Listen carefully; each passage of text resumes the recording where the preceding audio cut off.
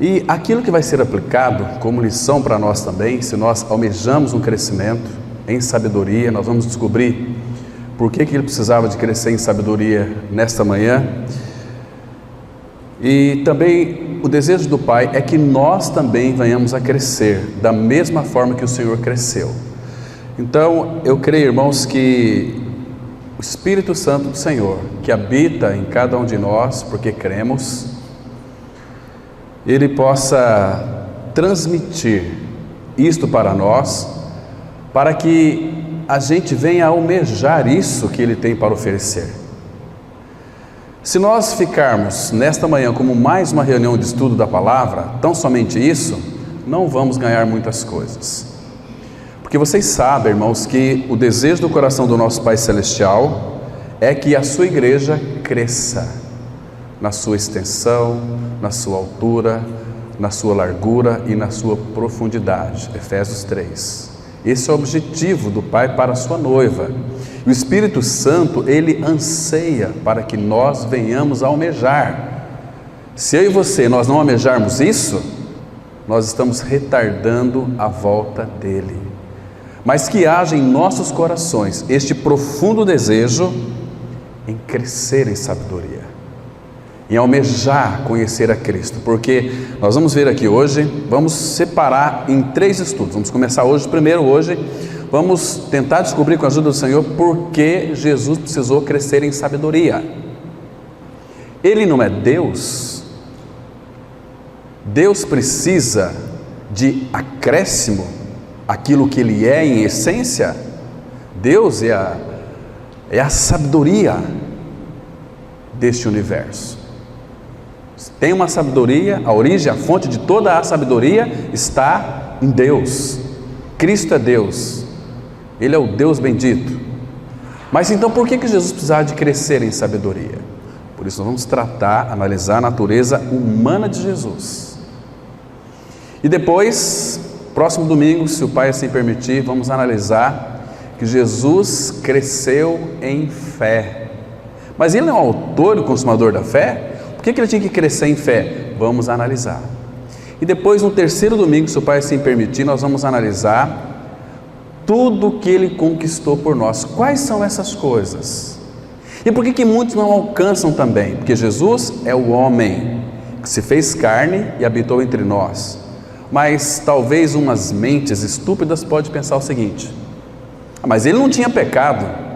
Irmão, isso não é desculpa para nós, porque ele veio a este mundo com uma finalidade: Cordeiro de Deus que tira o pecado do mundo, e o Espírito habita. Então, irmãos, nós não temos, desculpa para absolutamente nada. Nós também, o pecado nosso foi removido quando cremos que o velho homem foi crucificado, foi destruído. Então nós e o Senhor Jesus Cristo, claro que essa comparação talvez não pode ser se comparar a ele como Deus, jamais. Isso aí é que Satanás quer, que nós sejamos Deus. Não, mas o que o Pai tem para nós é que nós sejamos semelhantes ao seu Filho Jesus. Temos que entender, isso é muito diferente. Então, irmãos, nós vamos hoje caminhar bem devagarinho. Eu quero, irmãos, que vocês tenham um pouco de paciência e que não se distraiam, fiquem bem atentos, bem concentrados, porque se de fato nós estamos aqui nesta manhã, porque o Pai nos trouxe, porque Ele então deseja que nós alcancemos essa sabedoria, mas não uma sabedoria teórica, mas uma sabedoria que ela é sólida, na qual nós possamos, em cima da sabedoria, crescer na própria sabedoria, sendo, em outras palavras, Gálatas 4,19, a formação de Cristo em nós. Então vamos ler aqui Lucas capítulo 2, versículo 40, que diz assim: e crescia o menino e se fortalecia, enchendo-se de sabedoria, e a graça de Deus estava sobre ele. Vamos ter mais uma palavra de oração, irmãos. Pai, obrigado por esse tempo que estamos aqui para aprender algo mais de Cristo. Pai, tira dos nossos olhos as escamas, para que possamos então enxergar claramente aquilo que tu desejas não apenas comunicar a nós, mas para que nós venhamos a aprender esta preciosa lição e aplicá-la em nossas vidas. Obrigado, Pai, porque nas primeiras horas da manhã as nossas mentes estão vazias. Se estiver cheias de preocupações, dissipa tudo isso, Pai, para que então possamos ter atenção, concentração naquilo que vai ser dito nesta manhã.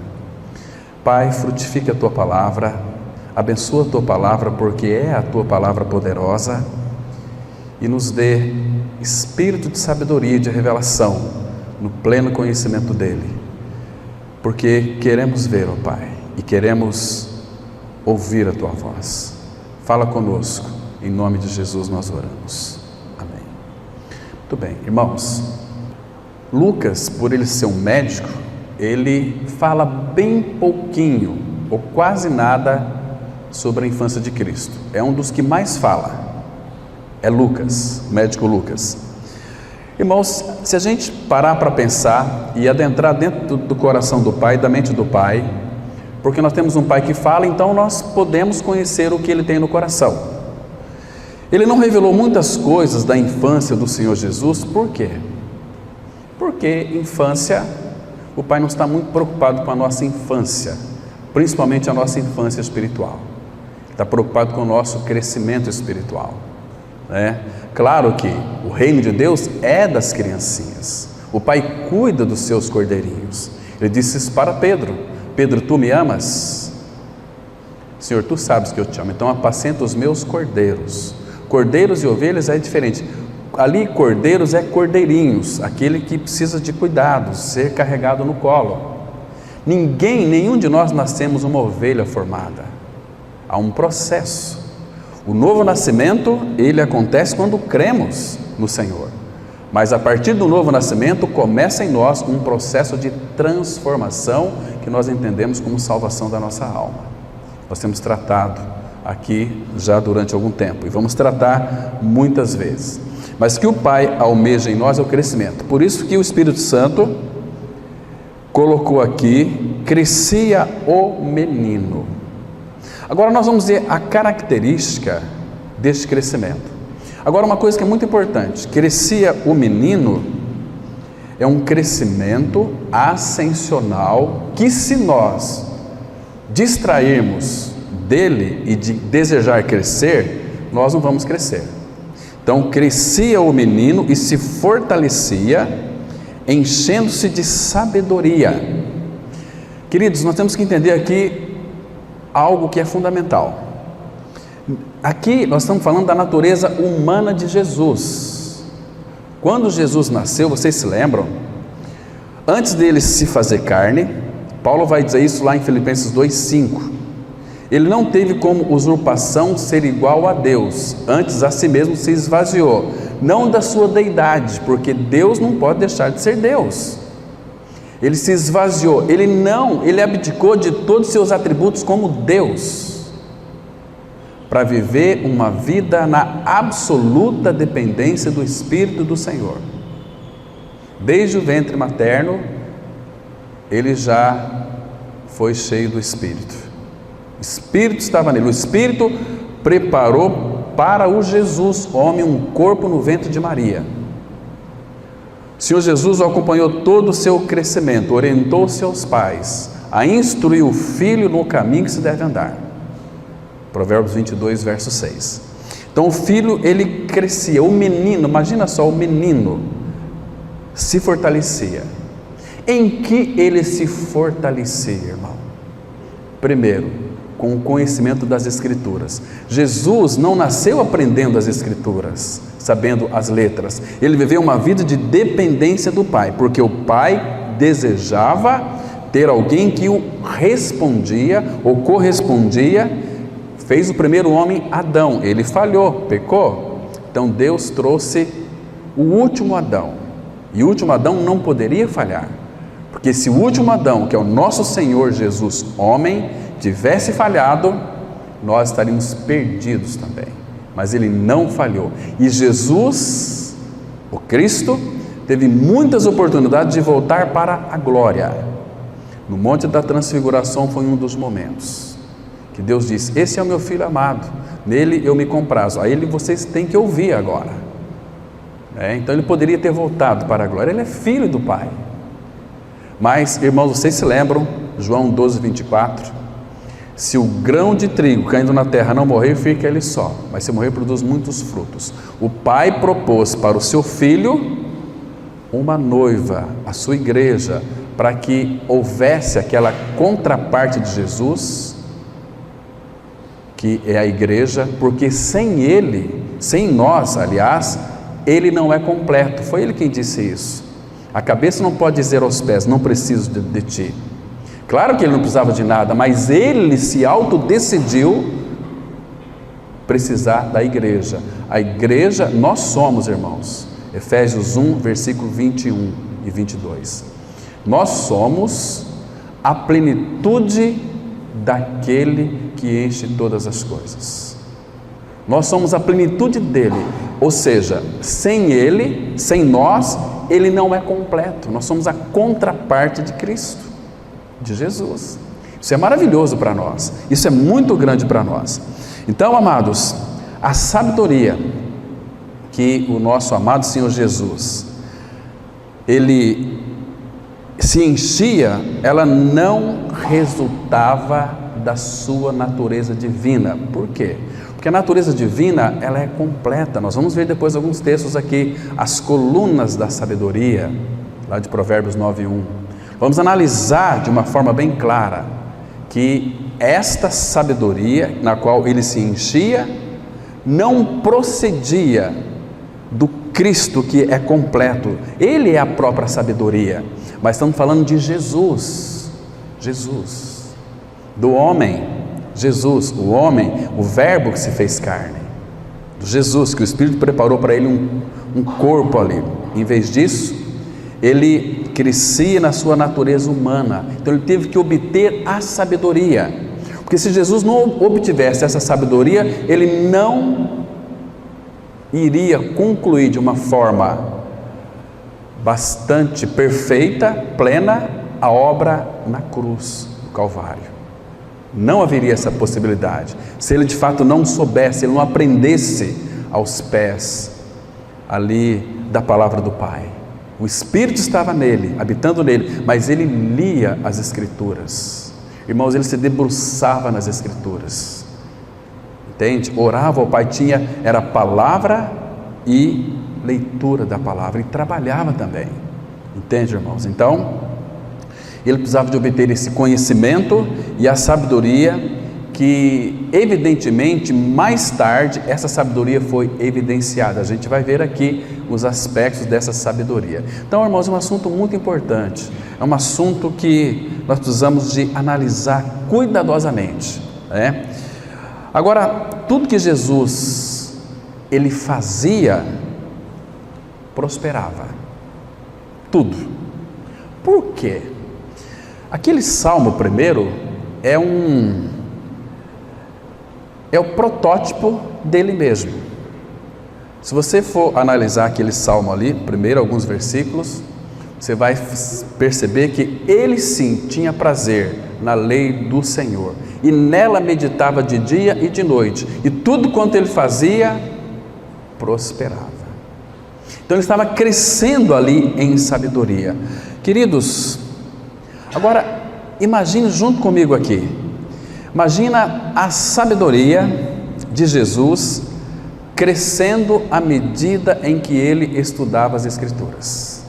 Como que Jesus, o homem que tinha canseira, sede, ele tinha tudo que nós seres humanos temos também, cansaço, suor, sono, fadiga, ele passou por tudo isso. Mas ele não tinha pecado, mas você foi regenerado, o pecado seu foi crucificado e morto. Então, irmãos, não tem desculpa para nós, irmãos. Mas Jesus, não, Senhor, a questão está na nossa dedicação. Nós temos que admitir aos pés do Senhor que nós somos negligentes, preguiçosos realmente, que às vezes nós ocupamos o nosso tempo com outras coisas, nos envolvemos com outras coisas que não é o Senhor, e queremos crescer, e queremos as revelações de Deus na palavra, Deus não vai trazer revelações se de fato não há em nós dedicação em buscar isso da parte dele, porque ele não vai jogar pérolas para porcos. A palavra é tão preciosa, irmãos. Tudo que vem do alto é puro, é santo, é divino para nós. Agora, ele não vai jogar isso para os porcos. Nós temos que desejar, temos que querer, buscar espírito de sabedoria, de revelação, no pleno conhecimento dele. A gente vai entender hoje por que temos que conhecer a Jesus. Irmãos, graças ao Senhor, o Pai tem aberto para nós a sua palavra e mostrado tantas riquezas que Jesus ele obteve. Então a gente vai analisar aqui, né?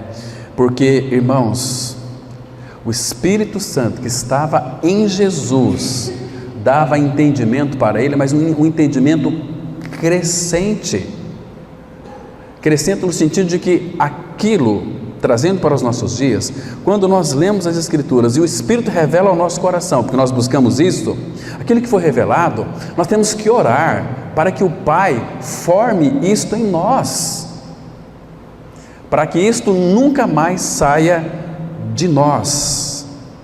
Então, queridos, Jesus estudava, meditava, lia, estudava e meditava na palavra de Deus. Imagina como era o seu crescimento, era tremendo. Agora, queridos, imagina o Senhor Jesus com a sua mente iluminada pelo Espírito, que ele chegou em Isaías 53, imagina Jesus Cristo, o homem, lendo Isaías 53, falando ali do servo sofredor. Claro que o Espírito o iluminou, mostrando para o Jesus humano que aquele servo sofredor era ele mesmo. Imagina, irmãos, que impacto foi isso para ele. Para pensar. Quando Jesus começou então a ler o Salmo 22, o que ele encontrou ali? Toda a história revelada daquilo que iria acontecer com ele. O Salmo 22, se você ler com cuidado, você vai descobrir que ali fala do nascimento de Jesus, fala do Getsemane, ali fala da morte dele na cruz. Já começa dizendo, 22:1, Deus meu, por que me desamparaste? Ele sabia, pela iluminação do Espírito, Jesus, homem, que haveria um momento em que ele levaria na cruz os nossos pecados. Foi o Jesus, o homem, porque onde é que estava Deus? Deus estava em Cristo. Cristo é Deus, reconciliando consigo o mundo e não imputando aos homens as suas transgressões. Mas estou falando do Jesus humano, o homem, o Jesus que se fez, o verbo que se fez carne. Nós vamos analisar aqui hoje. Então ele lendo o Salmo 22, que coisa mais terrível foi para ele. Ele sabia que ali no Getsemane ele ia passar por momentos terríveis de agonia, de pavor. A palavra fala lá em Marcos 14:33 que ele sentiu pavor. Irmãos, o que o nosso pecado fez com o nosso Senhor, irmãos? Que sofrimento, que pré-sofrimento foi aquele?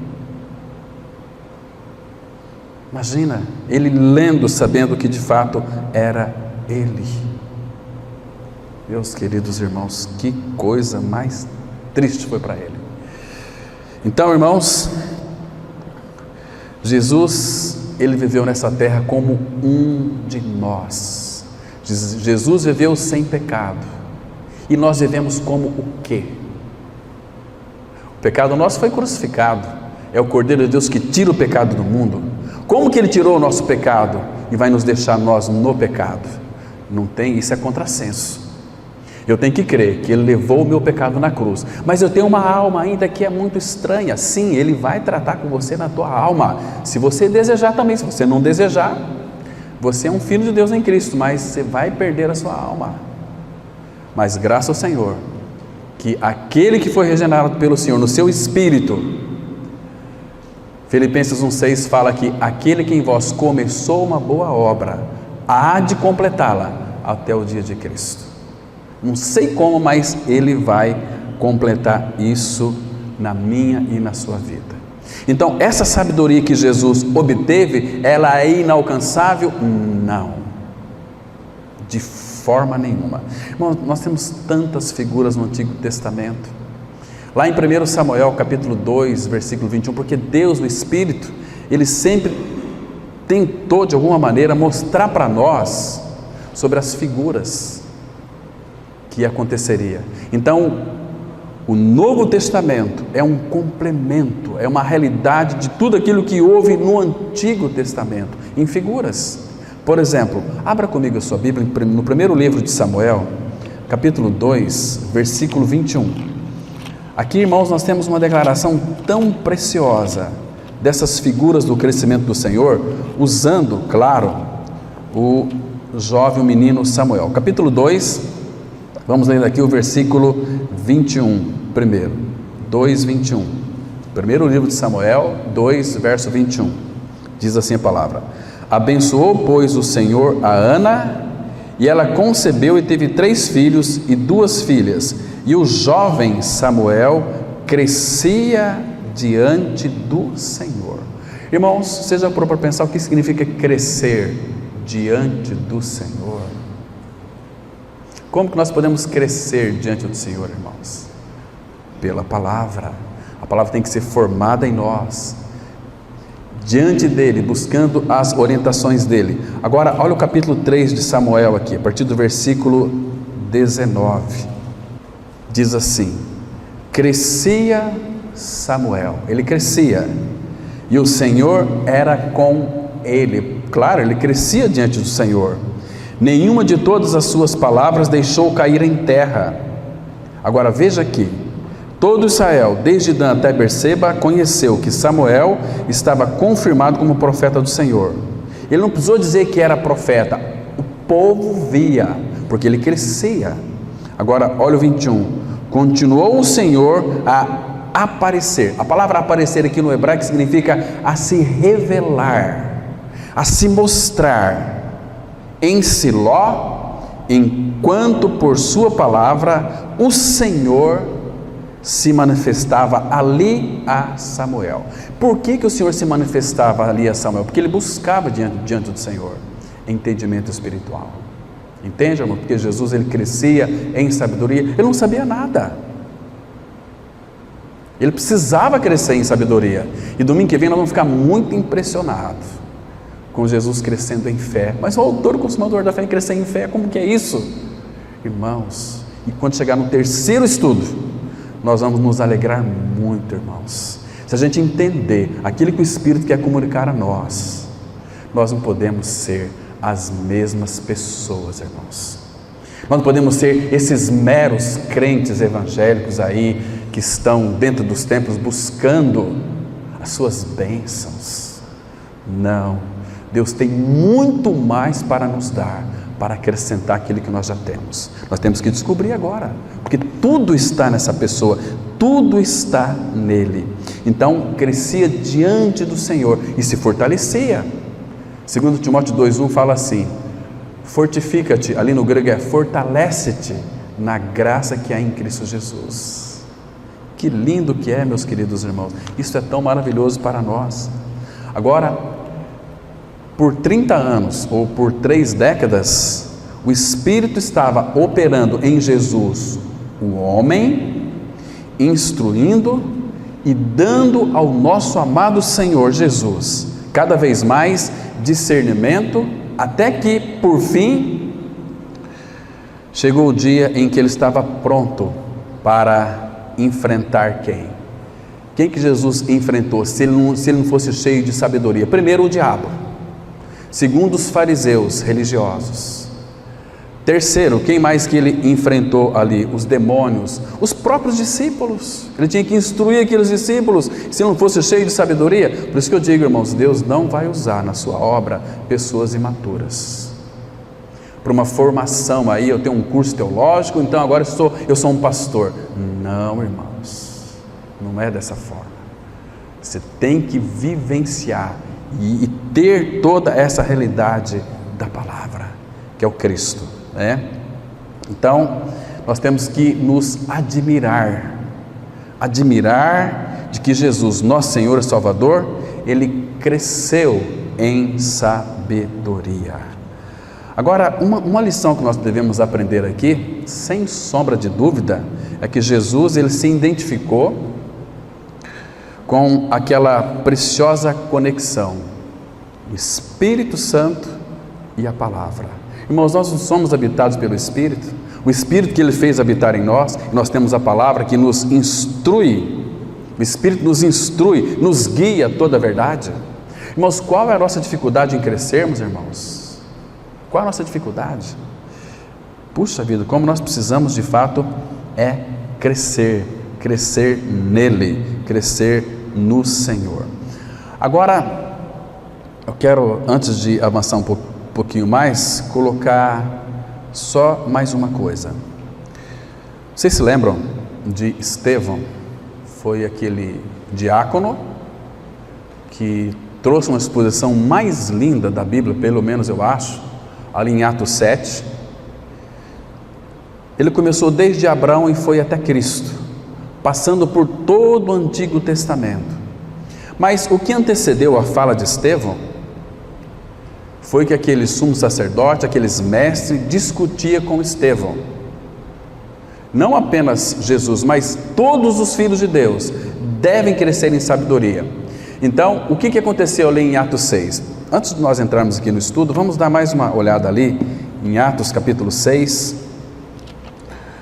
Vamos ler aqui, irmãos, a partir do versículo 8. Atos 6 e 8. Vão perceber que Estevão, ele cresceu em sabedoria. Isso aqui é muito importante. Diz assim, Atos 6, verso 8. Estevão, cheio de graça. Vocês se lembram que no nosso texto básico, crescia o menino e se fortalecia, enchendo-se de sabedoria, e a graça de Deus estava sobre ele. Então, Estevão, cheio de graça e poder, fazia prodígios e grandes sinais entre o povo. Levantaram-se, porém, alguns dos que eram da sinagoga, chamada dos libertos, dos sirineus, dos alexandrinos e dos da Cilícia e Ásia, e discutiam com Estevão. Irmãos, quando você está cheio do Espírito, cheio de sabedoria do Senhor, vai ter sempre pessoas que vai se levantar contra você. Não tenha dúvida disso, irmãos. Vai questionar, vai falar que você está por fora, vai falar que isso é heresia, mas olha a sequência do texto aqui, versículo 10, e não podiam resistir à sabedoria e ao Espírito pelo qual ele falava. Eles não poderiam resistir à sabedoria. Estevão, eu penso, irmãos, que era um homem muito maduro, ele estava cheio de sabedoria, um homem letrado, que discutia contra os doutores, e eles não poderiam resistir à sabedoria pelo qual ele falava. Ou em outras palavras, Mateus 10, Jesus disse assim, não fique preocupado no meio deles com o que vocês devem falar, mas naquela mesma hora vos será dado boca e sabedoria para falar, porque não é vocês quem falam, mas é o Espírito de meu Pai que está em vós que fala. Quem pode resistir à sabedoria de Deus? Ninguém, irmãos, ninguém. Então nós somos um povo privilegiado. Agora, muitos não desfrutam disso, vivem uma vida média, medíocre na face da terra, uma vida problemática na face da terra, uma vida, por que vive uma vida tão medíocre? Porque se envolve com muitas coisas que não é o Senhor, que Ele não pediu para que nós nos envolvêssemos. Então, irmãos, vamos avançar aqui um pouquinho analisando, senão nós vamos ter, nosso tempo é muito escasso. Eu tinha muita coisa para falar aqui na introdução, mas vamos devagarinho. Crescia o menino e se fortalecia, enchendo-se de sabedoria, e a graça de Deus estava sobre ele. Este versículo nos mostra de maneira admirável que a sabedoria de Jesus não era uma função de sua natureza divina, e sim uma expressão de seu crescimento como ser humano. A sabedoria de Jesus, a sabedoria que Jesus tinha era, evidentemente, uma sabedoria crescente que correspondia ou acompanhava seu desenvolvimento físico. Ele crescia também em estatura e em graça, a gente vai ver depois aqui. E esta observação deve mostrar com clareza que a sabedoria sobre a qual Lucas fala não podia ser a sabedoria da natureza divina de Jesus. A natureza divina, assim eu entendo, não é suscetível a crescimento em sabedoria. A sabedoria divina, ela é plena, ela é completa. Cristo, se fosse Cristo aqui, nós deveríamos ficar um pouco assustados. Crescia Cristo em sabedoria. Peraí, Cristo é Deus. Ele é Deus. Mas quando ele se fez carne, o Cristo ganhou a natureza humana. E que Paulo fala, aquele que era Deus não teve como usurpação ser igual a Deus. Ele decidiu não usufruir dos seus atributos como Deus, mas ele tinha que ser como um de nós, aprender todas as coisas. Sabedoria foi aquilo que ele aprendeu. Vamos ler aqui, irmãos, Provérbios 8:12, que diz assim: eu, a sabedoria, habito com a prudência e disponho de conhecimento e de conselhos. Essa sabedoria aqui, com S maiúsculo, fala de Cristo. Agora está glorificado Cristo Jesus. Ele se encarnou, Jesus Cristo. O Cristo estava nele, a natureza humana de Jesus, mas ele não abdicou, aliás, ele não usufruiu, ele não quis de fato ser provido, ele quis aprender a sabedoria, para formar toda essa sabedoria nele. Agora, observe aqui é a voz do Filho, eu, a sabedoria, habito com uma prudência. Irmão, se você vê a vida de Cristo, quão prudente ele foi no seu falar. Deus tratou com ele, com Jesus, humano, 30 anos. Esse 30 anos, irmãos, foi a formação da sabedoria nele. Então, quando ele estava pronto, começou o seu ministério. Ele falava com sabedoria, a ponto de alguns guardas, mandado pelo sumo sacerdote, de prender Jesus, ouvia Jesus falando, aquela palavra de Jesus cheia de sabedoria, entrava e perfurava o coração deles, eles voltavam de mãos vazias. O pessoal falava o seguinte: cadê o homem? Nós nunca vimos alguém falar como aquele homem. Que sabedoria ele tinha, ele aprendeu a sabedoria. Então a sabedoria sempre vai habitar com uma prudência. Mostrar que nós somos prudentes. Quando nós somos prudentes, nós podemos dispor dessa sabedoria. Abra em Provérbios capítulo 9, versículo 1. Aqui vai mostrar para nós algo interessante da sabedoria também. Eu quero aqui analisar com todos vocês sobre esse aspecto. Provérbios 9, 11. A sabedoria, ela que edifica a sua casa, graças ao Senhor que Ele é quem vai nos edificar. Provérbios 9, 1 diz assim a palavra: a sabedoria edificou a sua casa, lavrou as suas 7 colunas. De novo com S maiúsculo. Sabedoria aqui é Ele, é o Cristo Jesus. Mas essa sabedoria Jesus, Ele adquiriu, Ele aprendeu. Agora tem aqui 7 colunas. Você nunca ficou interessado em saber quais são essas 7 colunas que edifica a casa? A sabedoria edificou a sua casa. Qual que é a casa? Provérbios capítulo 2, 3 aliás, vai dizer o seguinte, que Cristo sobre a sua casa, qual casa somos nós? Ele é o edificador desta casa. Então, segundo Isaías 9, versículo 6, ele dispõe de muitos conselhos, como nós lemos aqui, olha, a sabedoria habito com a prudência e disponho de conhecimentos e de conselhos. É uma sabedoria plena e completa. Então, Isaías 9,6 vai mostrar que Ele é maravilhoso conselheiro. Se você ler Salmo 32,8, Ele vai nos instruir, vai nos aconselhar o caminho que nós devemos seguir. é umas coisas maravilhosas. Agora, queridos, a primeira coluna dessa sabedoria está aqui em Isaías, aqui em Provérbios 9, versículo 10. Qual que é a primeira coluna dessa sabedoria? Nós vamos pegar só o contexto de Provérbios, que diz assim, olha, é a primeira coluna dessas 7 colunas perfeitas para se edificar a casa. Primeiro, o temor do Senhor é o princípio da sabedoria, e o conhecimento do santo é prudência. Irmãos, associa tudo isso junto, prudência, conhecer o Senhor, é prudente que nós o conheçamos.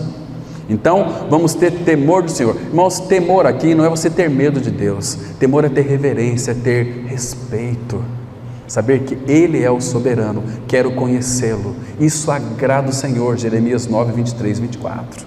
Destas coisas, quando nós desejamos conhecer o Senhor, Ele se agrada, Ele vai se revelar a nós, isso é tão maravilhoso. Então, a primeira coluna aqui é temor do Senhor, é o princípio da sabedoria. E o conhecimento do santo, S maiúsculo aqui, do Senhor, é prudência. Associe essas coisas juntos. Conhecer o Senhor, você se torna cada vez mais prudente no seu dia a dia, no seu falar, no seu agir, em todos os aspectos. Então, essa aqui é a primeira coluna. Agora, a segunda coluna, meu irmão, é a palavra de Deus. Provérbios 2, versículo 6. Vamos pegar aqui essas 7 colunas, para nós então identificarmos todas elas, para a gente crescer também em sabedoria. Diz assim, Provérbios 2, versículo 6, porque o Senhor dá a sabedoria, e da sua boca vem a inteligência e o entendimento. Então, a segunda coluna é a palavra de Deus. Conhecimento, da boca dele vem o entendimento e o conhecimento. Porque como que Deus vai falar hoje? Pela sua palavra. Deus não tem outra maneira de falar com nós, é pelo Filho, pela sua palavra, entende? Então essa aqui, irmãos, é a segunda coluna para nós crescermos no Senhor em sabedoria, que nós podemos crescer. Agora nós temos que desejar crescer, né? Agora, a terceira coluna é o texto que nós lemos aqui, que é a prudência. Eu, a sabedoria, habito com a prudência e disponho de conselhos, né? Agora, a quarta coluna, Provérbios capítulo 4, Provérbios 8, verso 14. Quero que os irmãos leiam aqui junto comigo. Essa aqui é a quarta coluna da sabedoria, são 7. A sabedoria já edificou sua casa. Então, levantou no caso ali 7 colunas. Provérbios 8, versículo 14, diz assim: meu é o conselho e a verdadeira sabedoria, eu sou o entendimento, minha é a fortaleza. Conselho, Ele é o maravilhoso conselheiro, meu é o conselho e a verdadeira sabedoria, porque existe sabedoria. As pessoas confundem muito conhecimento com sabedoria. Conhecimento, você pode encher a cabeça de conhecimento até bíblico, e quando você fala sobre a Bíblia, prega sobre a Bíblia, as pessoas vão dizer, mas que homem, que mulher sábio. Não, eu tenho muito conhecimento, mas às vezes não tem a realidade, né? Eu sou o entendimento, eu sou a experiência do conselho. Que lindo, irmãos. E a quinta coluna é a humildade. Provérbios 11, 2, que é a humildade.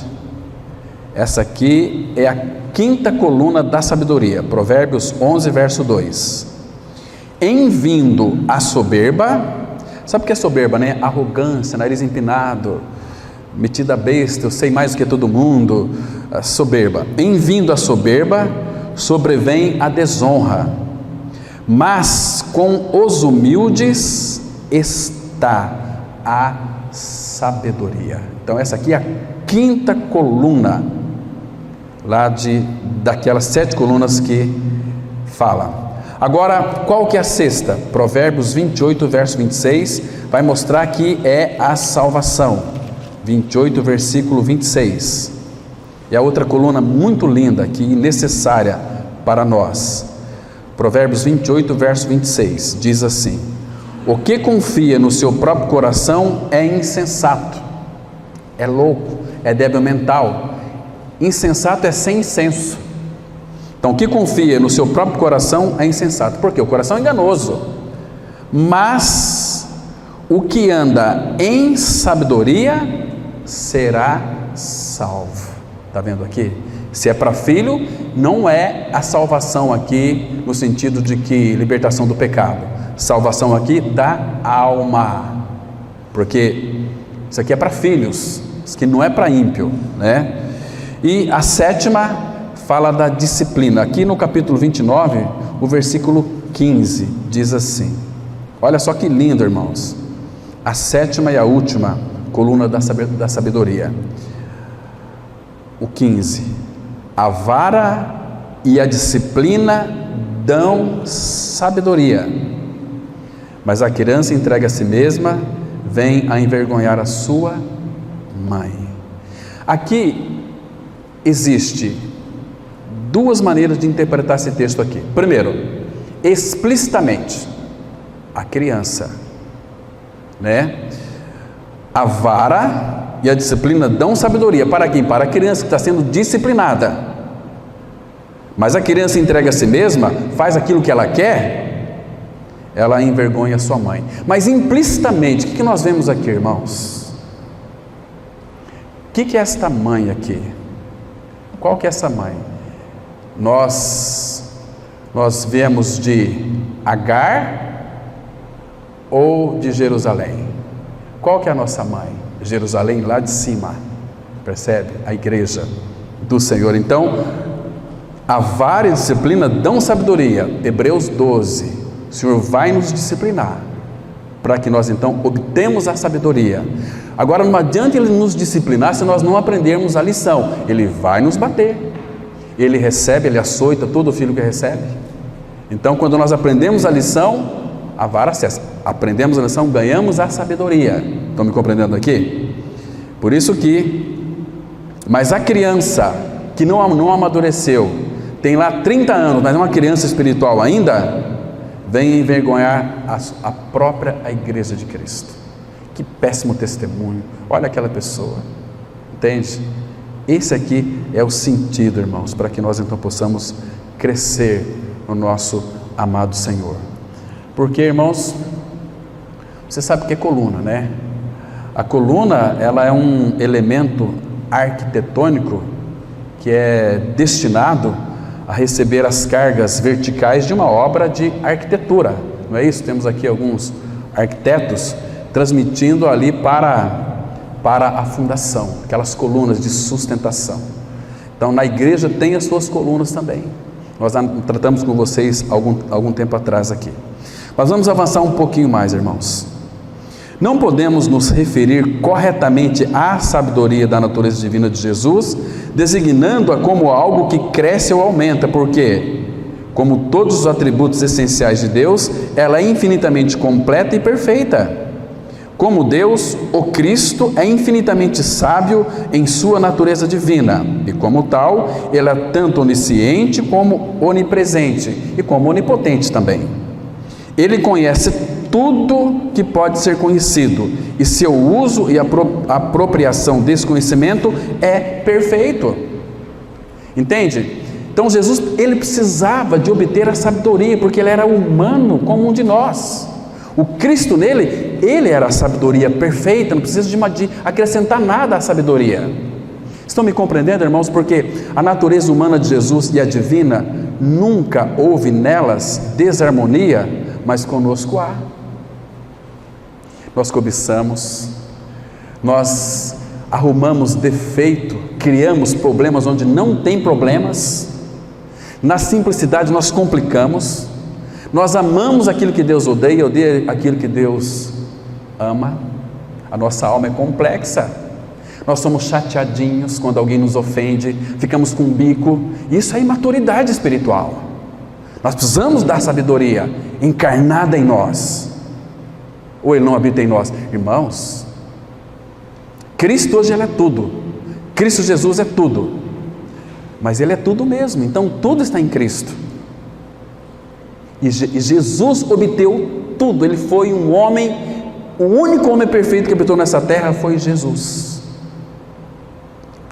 Agora vamos ver aqui o Salmo 147, versículo 5, que diz assim: o Senhor nosso é grande e poderoso, a sua sabedoria não pode ser medida.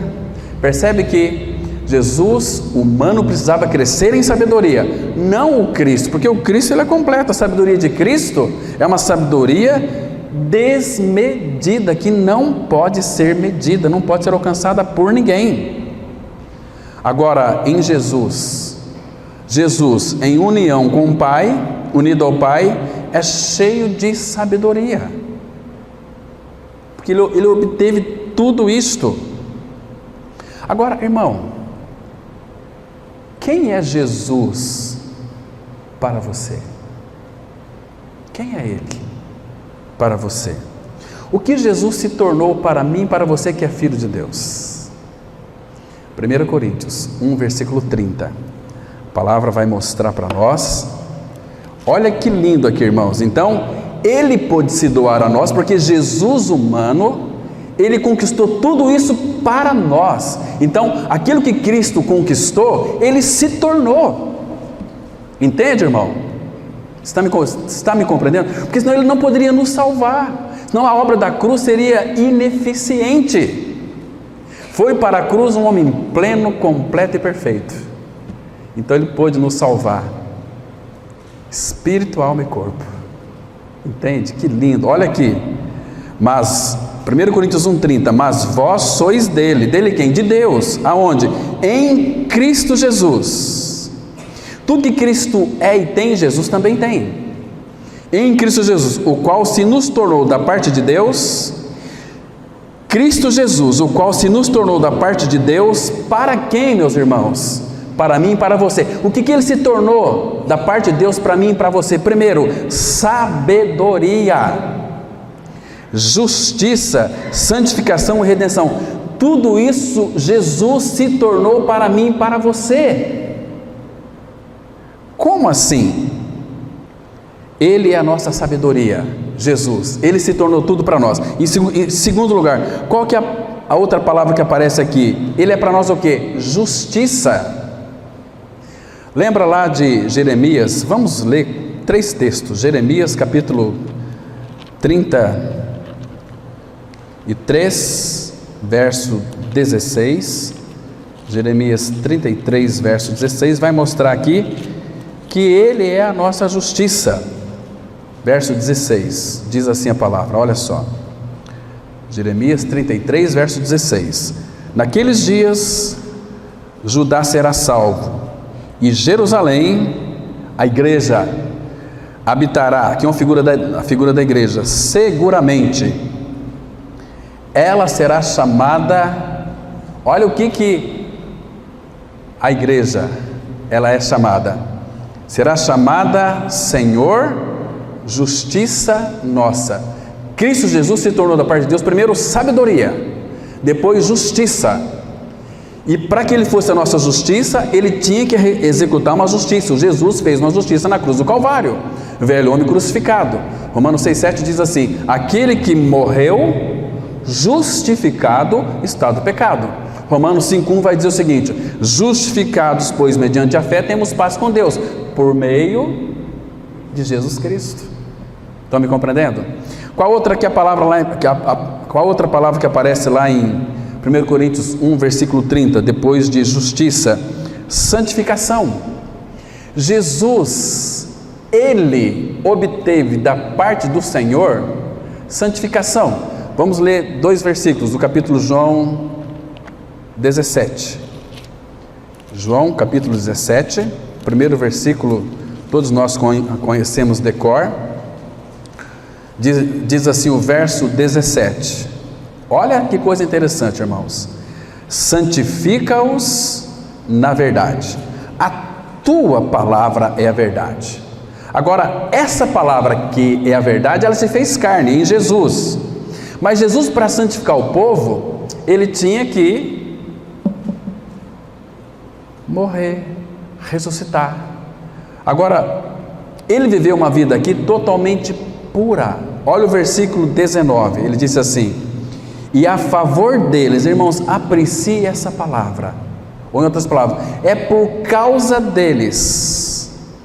Senhor, eu quero fazer um favor por eles, é graça merecida, e a favor deles eu me santifico a mim mesmo, para que eles também sejam santificados. Jesus, ele se santificou a ele mesmo. Agora esse Jesus morreu, ressuscitou e veio para dentro de nós.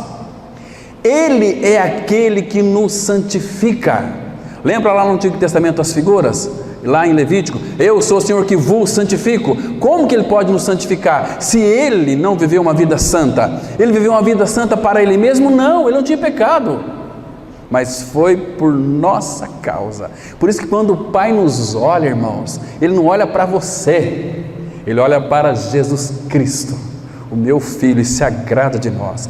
Quanto aos santos que há na terra, Salmos 16:3, são eles os notáveis, nos quais eu tenho todo o meu prazer.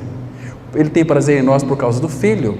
Este é o meu Filho amado, nele tem todo o meu prazer. Se Jesus Cristo é a nossa vida, o Pai tem prazer em nós. E Jesus é aquele que nos santifica. Irmãos, que coisa mais linda é isso aqui. E qual que é a outra palavra? Redenção. Redenção do nosso corpo, né? Vamos lá, em Romanos capítulo 8, versículo 23. Olha o que está escrito aqui, irmão. Tudo isso Jesus ele fez como homem. Romanos 8, versículo 23, que diz assim, olha que interessante, irmãos.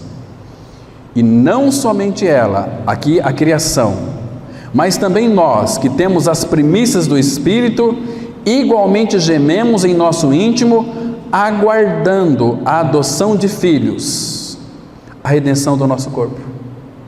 Redenção, resgate. Agora, esse resgate, como é que vai ser esse resgate aqui? Você acha que Deus vai restaurar o seu corpo? Esse teu corpo, ele vai ser enterrado. Aliás, 1 Coríntios fala que nós não enterramos os nossos, nós vamos semear. Nós semeamos corpos incorruptíveis, ressuscita corpos incorruptíveis.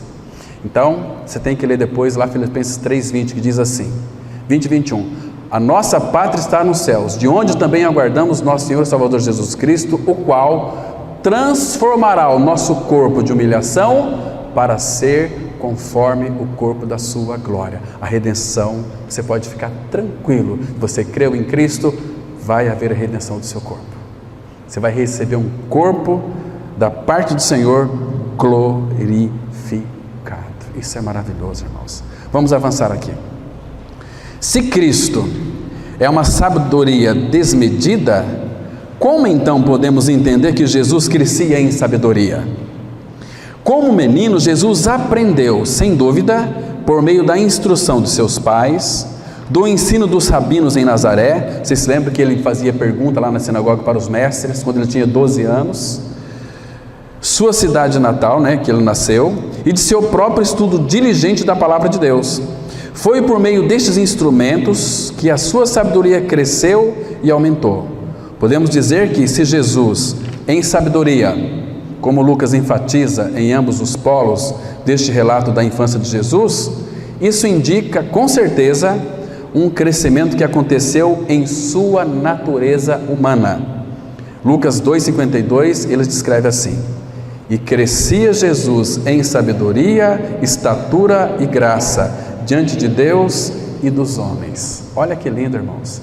Verticalmente e horizontalmente. Aqui o sinal de uma cruz, Ele crescia. Primeiro, estatura e graça, diante de Deus e também diante dos homens. Irmãos, diante desse texto, qual é o segredo da vida cristã, irmãos? Qual é o segredo da vida cristã? Não é outra a não ser olharmos para Jesus. Esse é o segredo, olharmos para Ele, Quando nós olhamos para Cristo, nós vamos ser menos distraídos. Quando nós olhamos para Cristo, nós vamos amá-lo mais. Quanto mais amamos o Senhor, mais as coisas do mundo perderão sentido para nós. Toda a nossa suficiência vem de fato dele, mais nós seremos como ele, porque aquele facho de glória reflete em nós. As pessoas vão contemplar em nós a pessoa e a obra de Cristo. O crescimento de Cristo, irmãos, como disse o irmão Stephen Cole naquele livro, A Vida do Senhor Jesus, era um crescimento saudável, mas foi um crescimento em sabedoria. Então, Jesus cresceu fora do normal, porque ele olhava para o Senhor, dependia do Senhor. Uma vida entregue ao Senhor, irmãos, faz coisas maravilhosas e tremendas. Assim também foi com aquele jovem Samuel, crescia em sabedoria, estatura e graça. 1 Samuel 2, verso 26. Queridos, vamos aqui, a gente pensa que é só para Cristo, né? Para o Senhor Jesus, aliás. Abra comigo lá em Provérbios capítulo 3. Vamos ler alguns versículos de Provérbios 3. Irmãos, os irmãos estão entendendo, estão acompanhando a linha de raciocínio. Eu quero passar para vocês. Olha só aqui, Provérbios 3, esse aqui é para mim e para você. Como foi com Jesus, é também comigo e com você. Se você é filho, olha o capítulo 3, Provérbios 3, vamos ler aqui alguns versículos, do 1 até o 4, que diz assim: se nós somos filho, claro, filho meu, não te esqueças dos meus ensinos. Você aprendeu? Não me esqueça, procure mais, procure crescer em sabedoria, e o teu coração guarde os meus mandamentos, porque eles aumentarão os teus dias e te acrescentarão anos de vida e paz.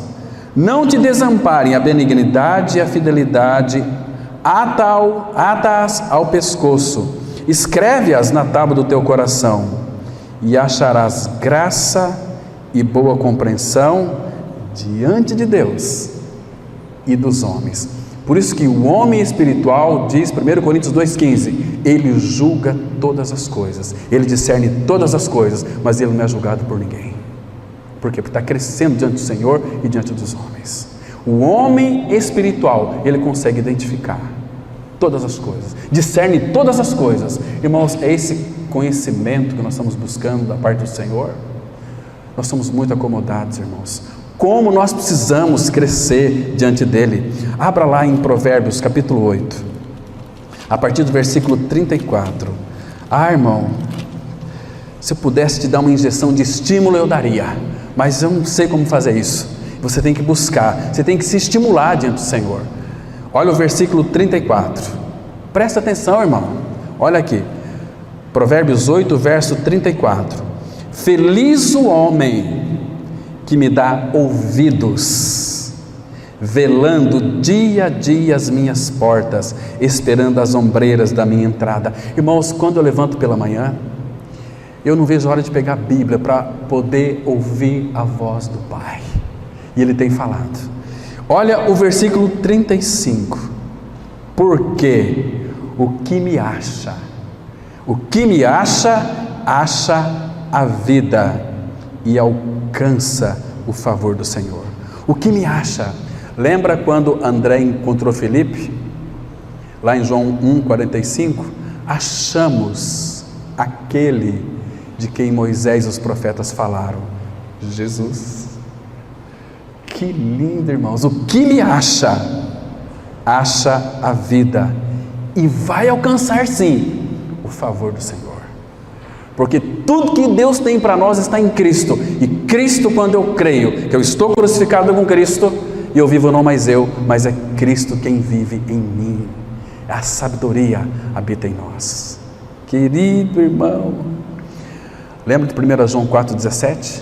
Assim como Ele é, nós somos neste mundo. Irmãos, qual é a nossa dificuldade em crescer no Senhor? Qual é a nossa dificuldade? Crescia Jesus em sabedoria, eu e você nós podemos crescer. Irmão, como nós precisamos crescer no Senhor. Mas vamos avançar aqui um pouquinho mais. Então fica evidente para nós que o crescimento de Jesus em cada aspecto, físico, emocional, espiritual e intelectual, foi resultado da graça de seu Pai para com seu Filho. Com nós não é diferente, meu irmão, é a mesma coisa. Neste tempo, Jesus era um menino que crescia em direção à maturidade. Nós estamos neste caminho também. Certamente, isso era a graça do Pai em prover para seu filho tudo que precisaria para crescer e desenvolver-se, a fim de cumprir a missão que o Pai lhe dera. Irmãos, como é que a graça de Deus é para nós? 1 Pedro 4, a multiforme graça de Deus. Nós temos graça para tudo, para tudo. O que é multiforme? Multifacetadas. Temos graça para isso. Eu preciso da graça, você tem graça para isso. Senhor, me dá da tua graça. Ô idiota, para de pedir graça para Deus. Peça para que Deus revele a graça, porque Paulo fala, 1 Coríntios 1,4, a graça de Deus que foi dada em Cristo Jesus, já foi dada. Então, seja qualquer que seja a sua dificuldade, você não tem desculpa, você tem a graça. A graça. E fortifica-te na graça que há em Cristo. Mas a gente vai buscar em outras pessoas, a gente vai gemer para outras pessoas, não é assim? E não nele. Meus irmãos. Então, certamente, isso era a graça do Pai em prover para seu filho tudo o que precisava para ele crescer e desenvolver-se, a fim de cumprir a missão que o Pai lhe dera. Quando Jesus alcançou a maturidade, Deus o apresentou, primeiro para os profetas, Zacarias 6,12, que diz assim: assim diz o Senhor dos exércitos, eis aqui o homem, cujo nome é renovo, ele brotará do seu lugar e edificará o templo do Senhor. Eis aqui o Cristo? Eis aqui o Deus? Não, eis aqui o homem. Jesus, quando alcançou a maturidade, ele poderia realizar a obra que o Pai havia designado para ele. E qual foi a obra que o Pai designou para ele, irmãos? Lembra de Lucas 9,51? Aquela intrépida resolução de ir para Jerusalém para morrer. Que Cristo nós temos, que Jesus, porque ele amadureceu, ele entendeu tudo da parte do Pai, então ele estava pronto. E quando ele estava pronto, quem que o apresentou? O homem para morrer. Abra lá em João 19. Que lindo, irmãos, que precioso. Isso aqui é tremendo. Isso aqui não é assunto de religião. João 19, 4 e 5. Olha aqui, irmãos, presta atenção e guarda isso no teu coração. 4 e 5 diz assim: outra vez, João 19, 4 e 5. Outra vez saiu Pilatos e lhe disse: eis que eu vos apresento, para que saibais que eu não acho nele crime nenhum. Saiu, pois, Jesus, não Jesus Cristo, Jesus o homem. Saiu, pois, Jesus trazendo a coroa de espinhos e o manto de púrpura. Disse-lhe Pilatos: eis quem, irmãos? Eis o homem. Está pronto para morrer agora. Deus, o Pai, fez com que Pilatos o apresentasse. Eis aqui um homem preparado, pronto para morrer. Irmãos, quando a gente acabar a nossa obra aqui, irmãos, você não espera outra coisa a não ser o Pai nos chamar e levar. Não morrer de cruz, porque nós já morremos com Cristo. Ele não pode nos julgar duas vezes. Que precioso Jesus foi Ele. Entende? Porque Ele precisava de crescer em sabedoria diante de Deus, diante dos homens. Nós podemos também. O que está acontecendo com nós, povo de Deus? O que é em nós? Por que nós somos assim? Tão preguiçosos, tão negligentes. Qualquer outra coisa ocupa o lugar de Deus na nossa vida, irmãos.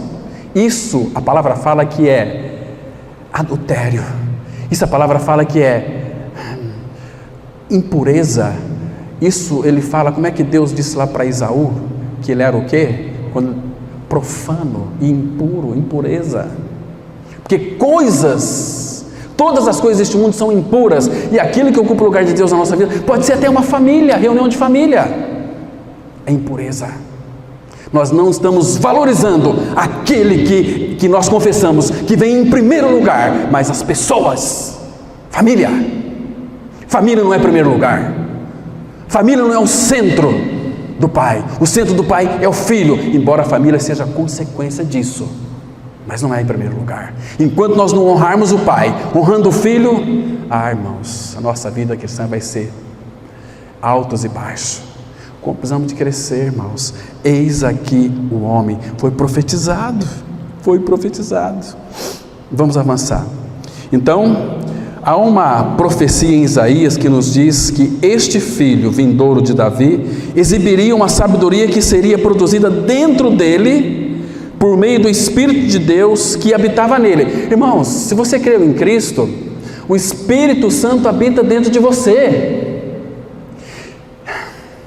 O que o Espírito Santo trouxe? Trouxe tudo que é divino, tudo que é celestial. Quando Jesus Cristo, o Espírito pousou sobre ele, o que o Espírito trouxe para Jesus, irmãos? Não é diferente de mim e de você, não. Olha aqui Isaías 11, versículo 2.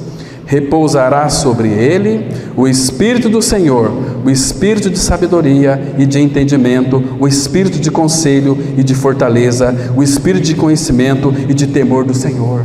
Irmãos, tudo isso nós temos na pessoa do Espírito.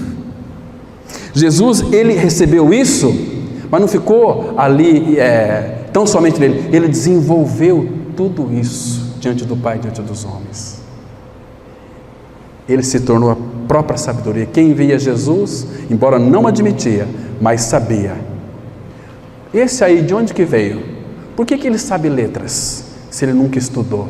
Quem disse que ele nunca estudou? Os pais ali, Maria e José, o instruíram Jesus na palavra. E por que então Jesus nasceu de Maria e de José? Porque Deus sabia que eles eram simples, mas eram humildes. E às vezes a gente menospreza essas pessoas que são todas aí tão pobres diante do mundo, mas são ricas em Deus. Nós julgamos essas pessoas, misericórdia. Então, queridos, repousará sobre ele. Jesus adquiriu tudo isso, irmãos. Você consegue compreender? Porque Jesus, ele disse, ele podia dizer agora, lá em Mateus 11, 29, aprendei de mim, que sou manso e humilde de coração. Eu aprendi tudo, então eu aprendo de mim, eu sou o ensino, eu sou tudo. E Colossenses, capítulo 2, eu tinha que citar esse texto aqui, irmãos, podia deixar. Irmãos, procurem conhecer o Senhor. Vocês vão ver o que vocês vão descobrir nele. O Espírito vai surpreender vocês. Olha o capítulo 2 de Colossenses, versículo 2 e 3, diz assim a palavra. Escute com cuidado. Colossenses 2, 2 e 3.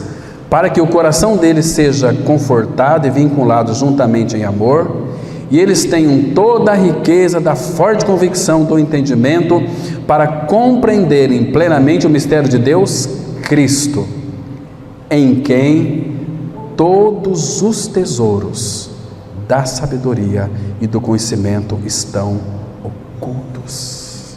Está oculto, está lá. Então, Senhor, eu quero conhecer quem? A Ti, Jesus, eu quero Te conhecer pela palavra. Então ali você vai ver quanta sabedoria teu coração vai ser preenchido de tanta sabedoria, irmãos, de tanto conhecimento, de tanta graça. É maravilhoso. Jesus, Ele é maravilhoso. Então Jesus amava verdadeiramente a lei do Senhor e meditava nela dia e noite. Agora imagine comigo, Jesus chegando ao Salmo 22. Enquanto considerava a intensidade do sofrimento descrito ali, o desespero e a agonia retratados, o Espírito Santo iluminou a mente dele para entender que a pessoa referida no Salmo, abandonada por Deus e entre tormentos inconcebíveis, era ele mesmo. E o que nos enche o coração de alegria é que ele aceitou tudo isso voluntariamente e por amor a nós. Vamos ler aqui o último texto, Isaías 6, versículo 8. Depois disto, ouvi a voz do Senhor que dizia: a quem enviarei e quem há de ir por nós? Disse eu: eis-me aqui, envia-me a mim. Claro que quando Isaías disse isso, ele nem sabia que ele estava sendo a figura de Cristo. No conselho eterno, a Trindade, olha que lindo, irmãos, esse versículo aqui é antes da fundação do mundo. Deus disse: olha, vamos criar o homem, mas o homem vai pecar. Ele é onisciente. Mas então, E quem que eu vou enviar? Aí o filho, eis-me aqui, envia-me a mim. Queridos, você entende agora porque a vontade do Pai é que nós contemplemos o seu Filho Jesus Cristo, glorioso em sabedoria. Domingo que vem nós vamos tratar sobre outro aspecto, um pouco mais doloroso. Espero que eu consiga pregar sobre o aumento da fé de Jesus. Amém. Vamos orar. Pai, nos dê, Pai, essa revelação bendita do Filho em nós, para que sejamos cheios de sabedoria. Abençoa a Tua palavra, frutifique essa verdade em nossos corações. É o que pedimos agradecidos, em nome do Senhor Jesus. Amém.